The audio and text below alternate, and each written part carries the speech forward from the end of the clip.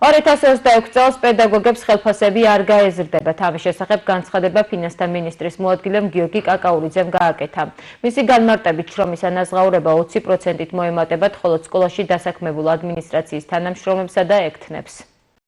ჩვენ გასულ წელს 2022 წელს საკმაოდ მნიშვნელოვანი ცვლილებები განხორციელდა მასწავლებელთა ანაზღაურების სქემაში, გადავიდა საათობრივ ანაზღაურებაზე და ამავდროულად მოხდა დაახლოებით საშუალოდ 500 ლარიც და ეს თავიდანვე გაცხადებული პოლიტიკა იყო, რომ ყოველწლიურად ზრდის ნაცვლად მიზანშეწონილი იყო ერთიანად მომხდარიყო ამ ხელფასების და ეს განხორციელდა გასულ წელს შესაბამისად მომდევნო წელს არ არის გათვალისწინებული მასწავლებელთა ხელფასების და თუმცა გათვალისწინებულია იმ ადამიანების, რომლებსაც არ გასდიათ იგივე მოცულობით 2022 წელს და 2025 წელს და მომდევნო წელს სკოლების ადმინისტრაციული პერსონალის ხელფასები იზრდება 20%-ით, ისევე როგორც ექთნების ანაზღაურება, რომელიც სკოლაში არიან დასაქმებულები.